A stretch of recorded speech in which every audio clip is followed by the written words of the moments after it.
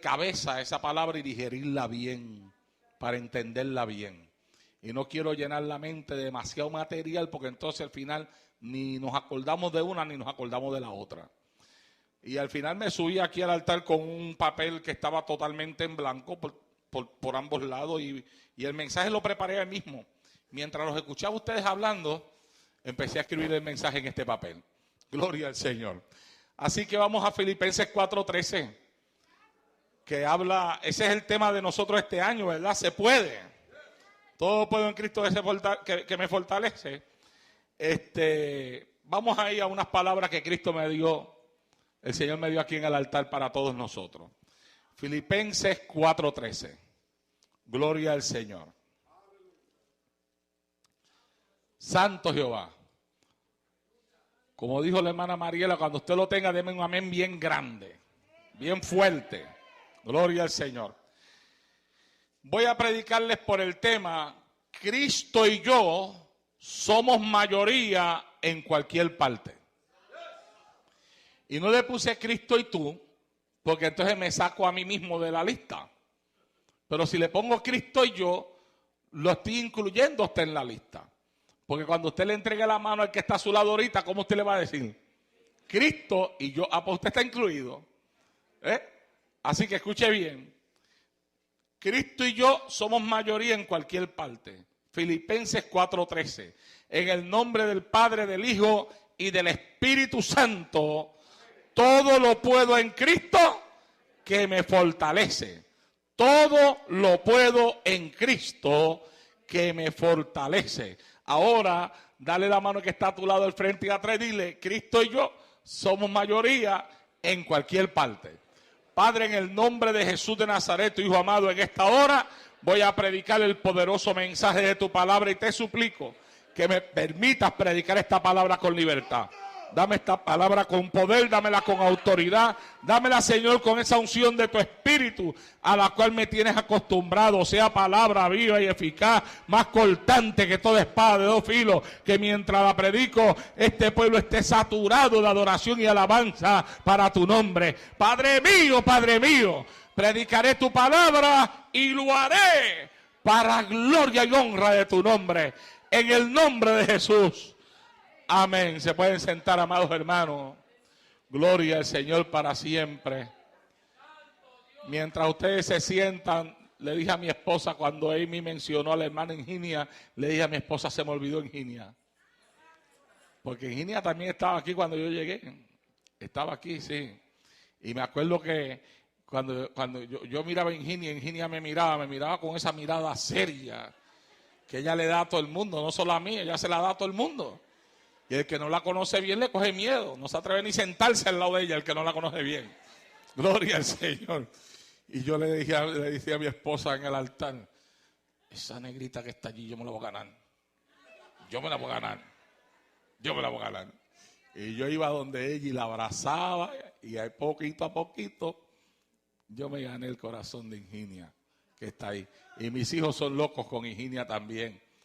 Y a Inginia la amamos mucho y le damos gracias a Dios porque ella también está aquí con nosotros. Un aplauso al Señor por Inginia. Dios te bendiga, Inginia. Y allá en Davenport hay dos personas que siempre nos siguen por el internet siempre que pueden y a las cuales también le debemos muchísimo en nuestro pastorado, y no me puedo olvidar de ellos, que es de nuestro hermano Wenceslao y la hermana Leonor Quiñones. Un aplauso para ellos también. Dios mío, esa gente sí que nosotros le debemos mucho. Sea bendito el Señor para siempre. Cuando se predican mensajes como los que yo he predicado en estos pasados 3 días, que son mensajes que le revuelcan a uno por dentro todo, ¿verdad que sí?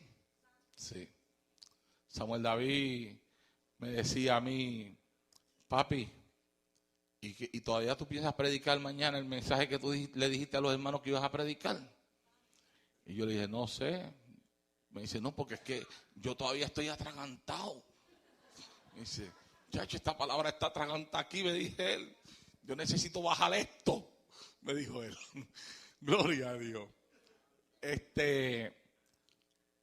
La palabra tiene tantas exigencias para nosotros como cristianos, porque la palabra es exigente.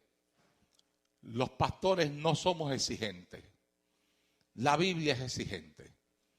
Nosotros lo único que hacemos es exigirle al pueblo y a la iglesia que vivan como la Biblia dice que se debe de vivir.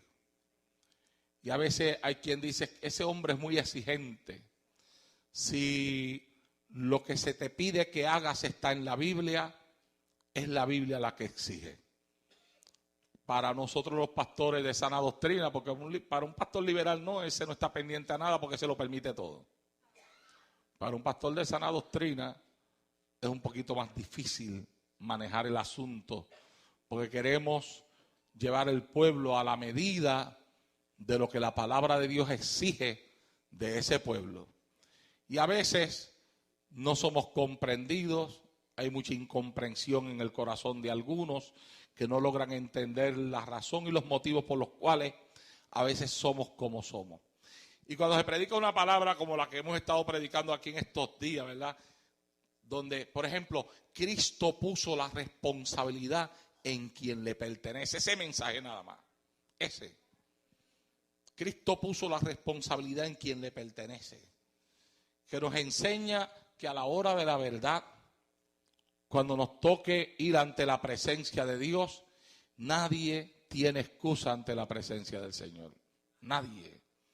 Que no hay nada que tú puedas usar como una excusa. Nada ni nadie que puedas poner como una excusa para no haber vivido tu vida cristiana a la altura de lo que Dios exige que nosotros la vivamos. Que no hay batalla, problema, conflicto, prueba, que a la hora de la verdad tú puedas ir delante del Señor y decirle, no, yo no te pude servir como tú esperabas que yo te sirviera, porque ¿sabes qué? Yo tuve este problema, yo tuve esta batalla, yo tuve este conflicto, o mi esposa fue culpable, o mi esposo fue el culpable. Que a la hora de la verdad nada servirá como una excusa ante la presencia del Señor. Eso pone una gran carga sobre mucha gente. Porque mucha gente está acostumbrada a estar excusando sus errores, poniendo la señal sobre de alguien o sobre de algo que les está pasando. Pero cuando la Biblia te enfrenta con la realidad de que ante la presencia de Dios tú no tienes excusa. No tienes excusa no para estar herido, porque uno puede ser herido. Y hay quien hiere a uno. Y eso es cierto. Las heridas llegan. Pero para lo que nosotros no tenemos excusa es para permanecer heridos. ¿Usted está entendiendo el asunto? Tú puedes ser herido. Hay diferentes cosas que pueden herir a una persona. Pero para lo que no tenemos excusa es para permanecer heridos. ¿Y por qué no tenemos excusa para permanecer heridos? La palabra nos enseña porque Cristo sana todas las heridas. O sea, Cristo es, decíamos ayer, el centro del evangelio y de nuestra vida es el amor. Y Cristo es amor. Cuando tú hablas de amor, estás hablando de Cristo mismo. Y si tú dices que Cristo está metido dentro de ti, entonces el amor de Cristo está metido dentro de ti. Y si ese amor no logra manifestarse a capacidad, el problema no es de Cristo, el problema es mío. Yo soy el que no le permito a Cristo manifestarse a través de mí como Él desearía manifestarse. Yo soy el que lo detengo. Entonces, no hay excusa ante la presencia del Señor. No hay excusa para no orar, no hay excusa para no ayunar, no hay excusa para no leer la Biblia, a menos que uno sea ciego. Y aún así, hay ciegos como por ejemplo una hermana mía que nació ciega y sin embargo ella lee en el idioma braille. Porque se ocupó de aprender a leer en el idioma de ciego. Así que hay personas que tienen impedimentos y sin embargo no se quedan atados ni sujetos a los impedimentos que tienen. Se van por encima de ellos y los vencen. Y la hermana mía, su ceguera no le fue impedimento para nada. Ella aprendió a cocinar. Y después se enamoró de un ciego.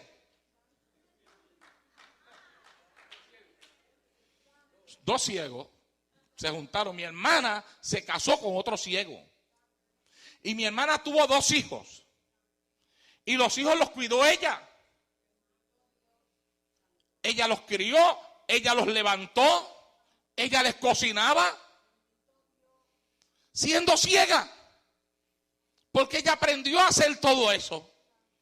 Y después que los hijos crecieron, los hijos que ambos ven, los hijos se ocuparon de ella y de su padre. El padre ya murió. Mi hermana todavía vive. Y ahora mismo, que está bastante adulta ya, vive en la casa de uno de sus hijos que se la llevó con él. Pero ella fue madre para esos hijos. Ella pudo haber dicho: yo no los puedo atender porque yo soy ciega. Habrá alguien que me ayude. Pero ella dijo: no, estos son mis hijos.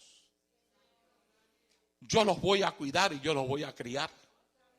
Y los crió a pesar de su ceguera. Cuando una persona quiere, se puede. Todo lo que uno necesita para poder es querer. Tú quieres ir a la iglesia, tú puedes ir a la iglesia. Tú no tienes el deseo de ir a la iglesia, por más cosas que Dios haga para que vaya, no vas a venir. Te nace el deseo, te vistes y coges para la iglesia. Porque el problema nunca estará en Dios, hermano. El problema siempre seremos nosotros mismos.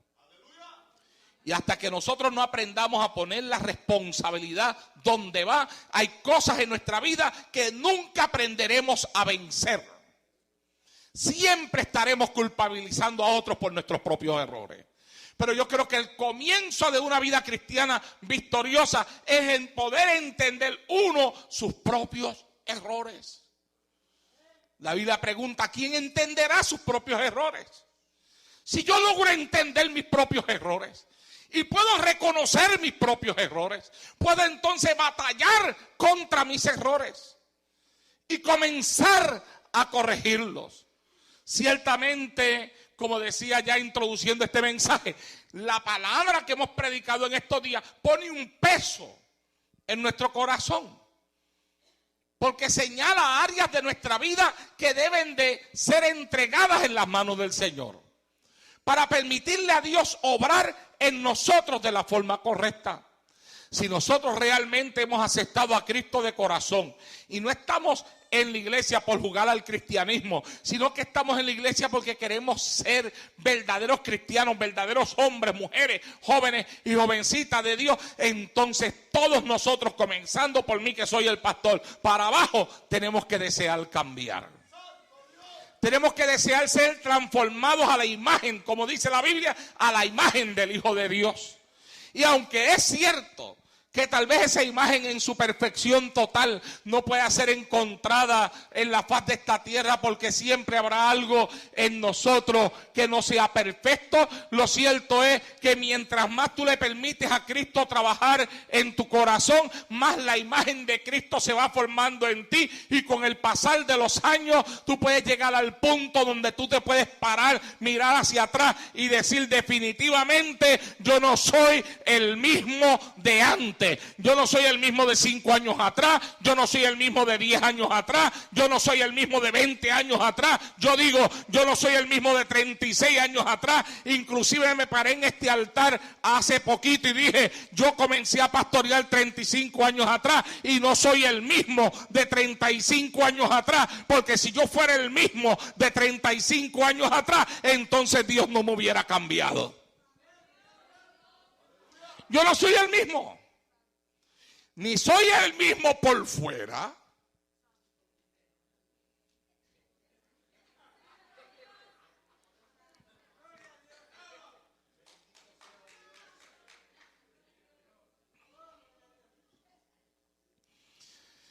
que cuando yo me iba a subir a una pesa antes, Milton, La pesa hasta me llamaba para que me subiera dentro de ella.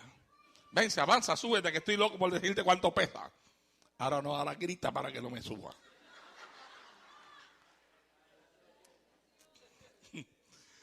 Ahora dice, está bien, no está me grita, está sobrepeso. Yo no soy el mismo de antes ni por fuera. Pero lo que es más importante, no lo soy por dentro. Y eso es algo que todos nosotros tenemos que buscar. No ser los mismos. Cambiar. Pero cambiar para bien y no para mal. Cambiar para bien y no para mal. En estos días nosotros hemos escuchado diferentes mensajes. De hecho, le dije a Jonathan, yo quiero que tú me saques copia, y si usted no lo sabe, hay algunos mensajes que están ahí en la librería de los que predicó el hermano Darin aquí en la campaña de jóvenes. Yo le dije a él, dame los 4 mensajes del hermano Darin, porque yo me voy a encerrar en mi cuarto a escucharlos, a repasarlos, para volver a traer enseñanza de ellos aquí, porque hay demasiado de palabra en esos mensajes. Y es imposible uno poder guardar dentro de uno tanta palabra en 4 días de predicación. La palabra hay que volverla a repasar. Y yo la voy a repasar de nuevo como pastor para volver a pasar por encima de algunas cosas aquí. Igual que otro mensaje que tengo allí en mi cuarto para escuchar, lo predicó el hermano, mi querido pastor y amigo Andrés Márquez aquí, ¿cuándo fue que él estuvo? El año pasado, sí, para el aniversario del año pasado, el domingo, que nos estaba hablando acerca de la teocracia, del gobierno de Cristo sobre uno. Y ese otro mensaje que yo voy a volver a repasar, para traer más enseñanza de eso aquí. Porque son mensajes que a mucha gente se le olvidan, pero a mí no. A mí se me quedan ahí grabados en la mente y en mi corazón. Porque la palabra no es solamente para escucharla, la palabra es para vivirla. Y para poder vivir la palabra tenemos que entenderla. No es solamente gozarnos en escuchar una verdad, es guardar esa verdad. Y poner en nuestro corazón el deseo de practicar esa verdad. La verdad llega en el momento que es dicha y nos toca. Y muchas veces cuando esa verdad nos toca, venimos al altar y venimos con una verdadera humillación. Pero después cuando salimos de la iglesia, a veces mucha de esa verdad que hemos oído se nos olvida. Y entonces no la practicamos, no la vivimos. La palabra es para practicarla y es para vivirla. Y nosotros hemos escuchado una serie de mensajes que van conforme al llamado de Dios para esta iglesia. Porque cuando era niño me hablaba como un niño, actuaba como un niño, me comportaba como si fuera un niño. Pero cuando dejé de ser niño, cuando fui hombre, cuando dejé de ser niño, entonces dejo de actuar como niño, de hablar como un niño, de andar como un niño y de comportarme como un miembro niño en medio de una congregación que es adulta. En otras palabras, Dios nos ha hablado conforme a un llamado que Él tiene para esta iglesia. Y nosotros vamos a pasar a subir al otro nivel. Hemos llegado a un nivel y vamos para otro. Un nivel que nos va a meter dentro de un ministerio de ganar almas. Dentro de un ministerio de salir de esta iglesia. Aquí hay mucha gente sentada ahí que ya es tiempo ya de ponerlos a hacer algo para el Señor. Y hay planes en esta iglesia y nosotros los oficiales de la iglesia en las últimas reuniones que tuvimos trazamos algunas cosas que tienen que ver con el próximo año. Las vamos a hacer en este próximo año. Y vamos a comenzar ya cerca de la primavera un trabajo que ya hemos discutido con los oficiales de esta congregación. Donde aquí hay gente que está preparada y nosotros lo vamos a sacar de aquí de este templo y lo vamos a mandar a trabajar afuera porque hay que trabajar, hay almas que ganar en la calle y ese es el llamado de Dios a esta iglesia. Santo el Señor para siempre. Por tanto, entonces Dios va ministrando a nuestra vida conforme a ciertas necesidades que hay en nosotros. ¿Por qué? Porque antes de eso que Él va a hacer, nosotros tenemos que aprender a ser un ejemplo para otros en lo más que nosotros podamos. Hay algunas cosas que se pueden dejar pasar. Hay otras que no se pueden dejar pasar. En personas que, por ejemplo, tienen la capacidad espiritual y que tienen la madurez espiritual, tú no puedes dejar pasar fácilmente que una persona con tiempo en el Señor, con suficiente palabra en su corazón, esté caminando en un espíritu de ira las 24 horas del día. O que por cualquier cosa se moleste y por cualquier cosa le salga de atrás para adelante a una persona sin medir las palabras que habla. Porque entonces no está a la altura del tiempo que lleva en Cristo. Entonces sería una anormalidad. Usted me podría contestar, me acaba de venir una pregunta aquí a mi mente ahora mismo. ¿Habrán cristianos anormales?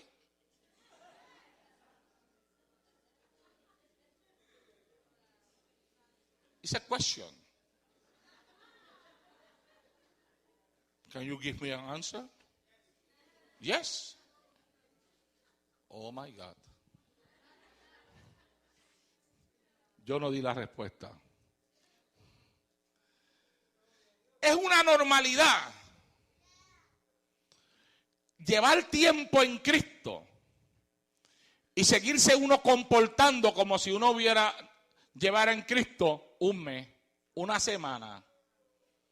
Salir con niñería. En el evangelio hay que madurar y hay que crecer. Y el crecimiento dentro del evangelio implica cambio, transformación. Hay cosas que yo tenía cuando comencé en el Señor. Una de las cosas que yo tenía cuando comencé en el Señor que a mí me molestaba mucho era mi mal carácter. Yo tenía un mal carácter. Yo vine del mundo con mi mal carácter. En el mundo yo tenía un carácter endiablado. Yo me las enliaba a los bofetadas y a los puñetazos con cualquiera y no tenía miedo del que fuera. Y entonces eso me controlaba. Cuando yo vine a Cristo, yo me encontré con que todavía una parte mala de ese mal carácter se manifestaba en mí. Y muchas veces, todavía en Cristo, en mi primer mes de convertido, le hablé a mi mamá de una forma incorrecta. Cuando yo estaba en el mundo no me importaba la forma en la cual yo le hablaba a mi mamá.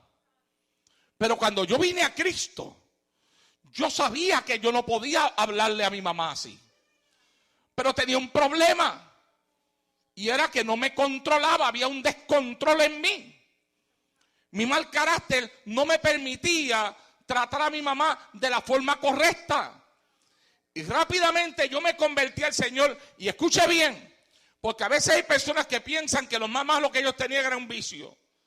Pero hay cosas que son peores que un vicio. Porque yo fui un alcohólico desde pequeño, ya ustedes lo saben. Empecé a tomar bebidas alcohólicas a la edad de 6 años, a la edad de 9 años ya era un alcohólico. Después me convertí en un adicto a las drogas. Y durante todos esos años fui alcohólico y adicto a drogas. Cuando yo vine a Cristo, el día que Cristo me salvó, ese día arrancó de mi corazón el vicio de las drogas y el vicio del licor. Los dos se lo llevó al segundo mismo que yo me convertí al Señor. Pero sin embargo se quedó otra cosa. Se quedó algo que entonces yo dije, pero ven acá, esto es peor que el vicio. Es peor que la droga. Es peor que el licor.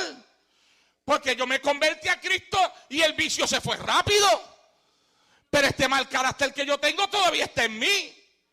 Y entonces, mire mi hermano, a mí me cuesta hasta hablar de eso. Porque yo no quiero hablar ni cómo yo me comportaba todavía el mes de convertido. Porque es vergonzoso. Y a mí me daba vergüenza.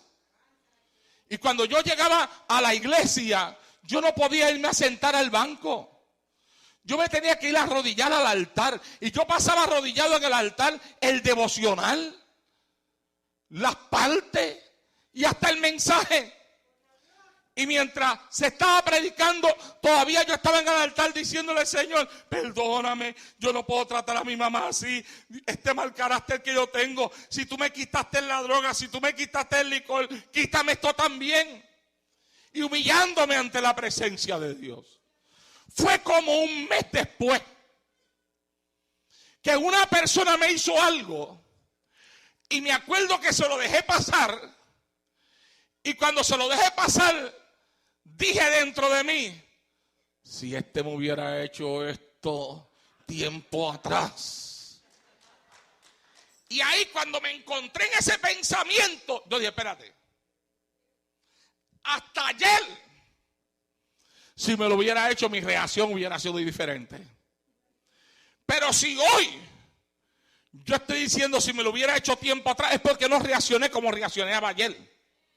Y dije: algo está pasando en mí. Estoy cambiando. Y me empecé a fijar. Y entonces, como ya Dios me había bautizado en el Espíritu Santo, el Señor me bautizó con el Espíritu Santo a los 4 días de convertido. Y yo hablaba en otras lenguas y todo. Pero aún hablando en otras lenguas, tenía un carácter del infierno. ¿Cómo usted puede meter una cosa del infierno en algo tan bonito y tan del cielo como las lenguas? ¿Ah? No caben esas dos cosas ahí.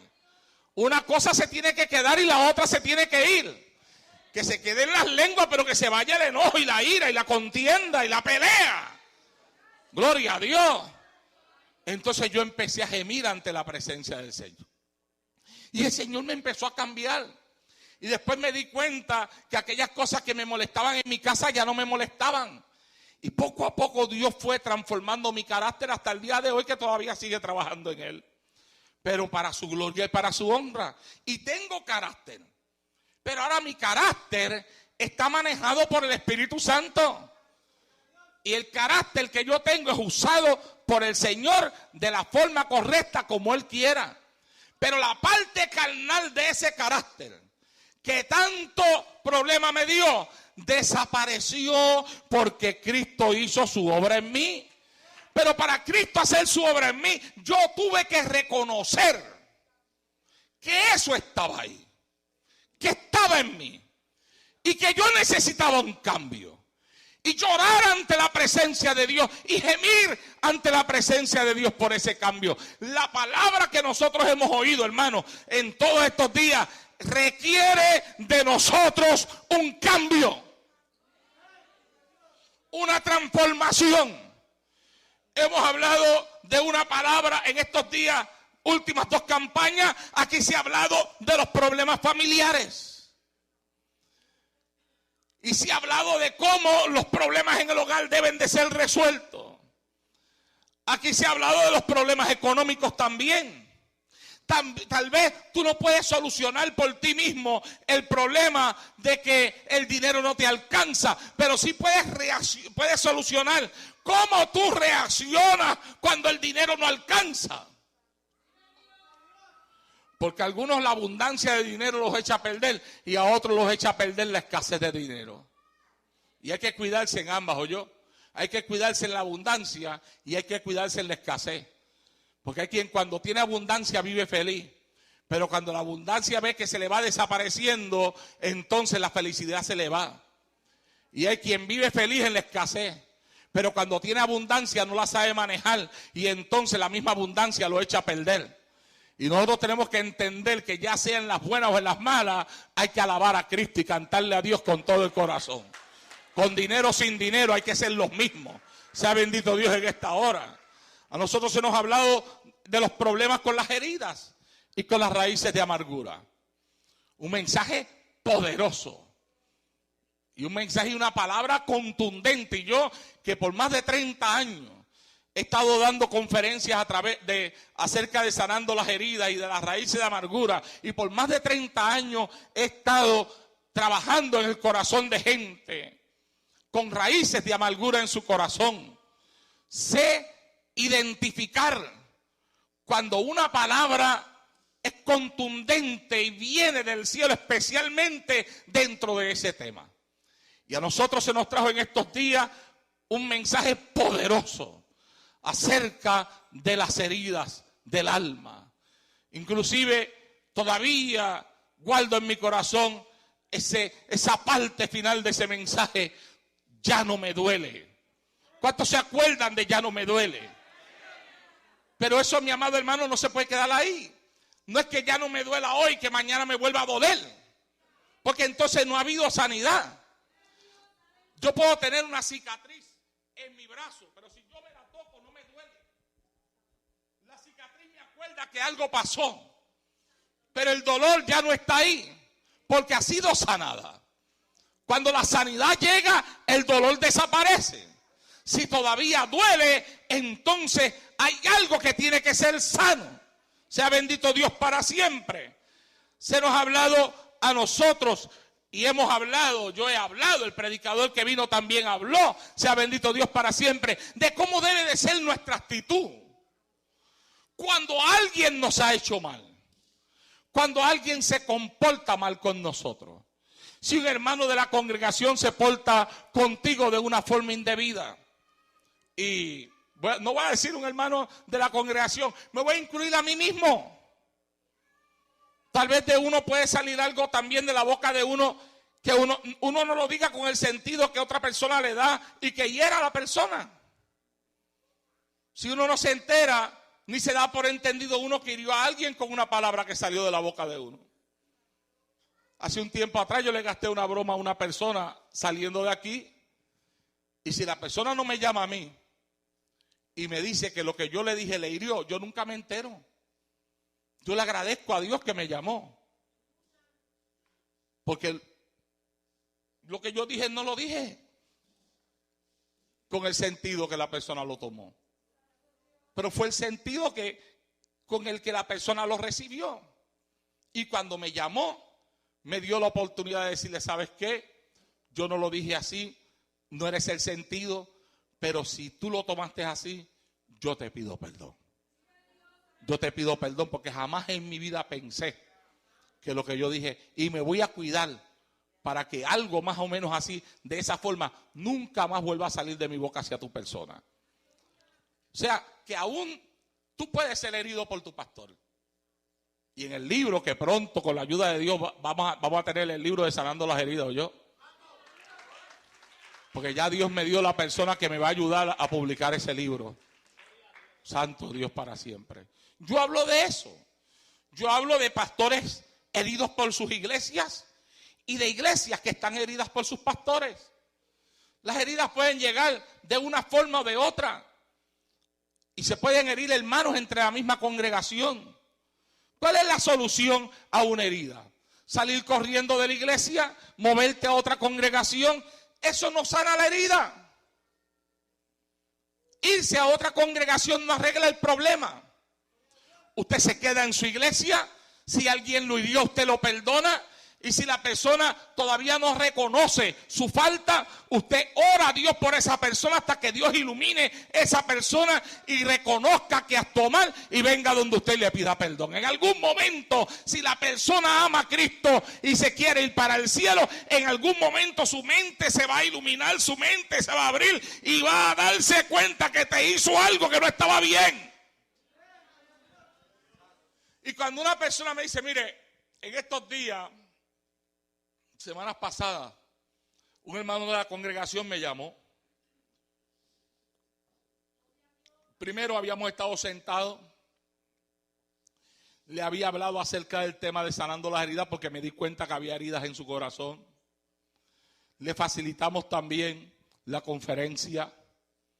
Me llamó, me dijo, pastor, realmente Dios me ha hablado con este tema.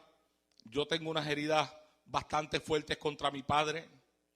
Hablamos sobre eso, oramos sobre eso, y la persona, queriendo resolver la situación, llama a su papá y le dice, mira, yo le estoy sirviendo a Cristo, Dios ha hecho una obra en mi corazón, yo quiero decirte que yo perdono todas las cosas que tú hiciste a mi mamá, porque él estaba muy herido en su corazón por cosas que su padre le había hecho a su mamá. Pero el padre, en vez de responder positivamente a lo que su hijo le habló, le cortó la llamada y le colgó. Así que el hermano me llama y me dice, pastor, yo hice esto y yo me siento herido porque mi padre me colgó el teléfono. Y yo le digo al hermano, mira, varón, para empezar, estas son expresiones que yo uso mucho, ponle alas a eso y échalo a volar. Y no permitas que tu padre te hable otra herida en tu corazón. Además, olvídate de que colgó. Aunque él haya colgado, tú dijiste lo que tú querías decir. Tú le hablaste lo que tú le querías hablar. Y él podrá haber colgado el teléfono, pero lo que él no podrá sacar de él son las palabras que tú le hablaste. Eso ya está metido ahí en la mente. Donde él esté, él tiene que estar pensando que el hijo lo llamó, que el hijo le pidió perdón, que el hijo le dijo que lo perdonaba. Eso tiene que estar trabajando en el corazón de él. Y ahora el hermano viene donde mí y me dice, creo que fue ayer que me dijo, mi papá me llamó y me dijo que aceptó a Cristo como Salvador de su alma.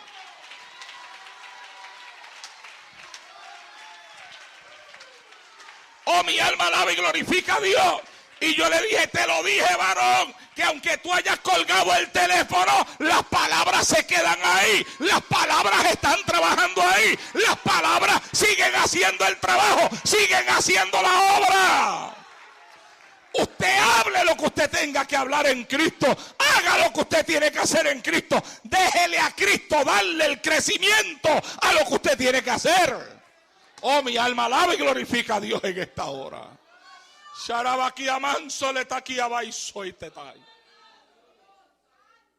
La palabra que hemos escuchado en todos estos días cubre un montón de áreas especiales en nuestra vida. Cubre también aquellos que por diferentes razones hemos sido agobiados con enfermedades. Aquellos que tienen dificultad para manifestar amor, especialmente hacia personas que les han tratado mal. Y hay quien a veces pregunta, ¿y cómo yo puedo hacer esto? La palabra es poderosa, la palabra es muy buena. Yo sé que la palabra dice es verdad, pero ¿cómo yo puedo vivir esto? Yo encuentro esto muy fuerte para mí, muy grande. Yo no me encuentro capacitado para vivirlo. Y la enseñanza está en el tema que Dios nos ha dado en esta tarde. ¿Sabes qué? Algo que yo me tuve que dar cuenta cuando yo me convertí a Cristo es que hay cosas en esta vida que nosotros solos no podemos. Eso es todo. Nosotros solos no podemos. Mira, yo traía desde mi vida de niño unas heridas y unas raíces de amargura contra mi papá increíble. Era un peso que me asediaba. Cuando yo llegué a Cristo y yo logré perdonar a mi padre de tantas cosas, yo sentí un gran peso que se desprendió de mí. Me sentí literalmente livianito. Y después eso me dio la capacidad de poderme ganar a mi papá para Cristo como me lo gané varios meses después. Y con el pasar de los años yo entendí una cosa. Es cierto que hay cosas que humanamente hablando son difíciles. Si tú quitas a Dios, a veces hay personas que dicen, ¿sabes qué? En este problema que yo tengo, yo voy a echar a Dios a un lado porque Dios no tiene que ver nada con este problema. Y usted comete un error en su vida. Escúcheme bien, eso es lo que el diablo quiere. Que usted diga, Dios no tiene nada que ver con esto. Dios tiene que ver con toda tu vida. Toda tu vida, Dios tiene que ver con ella.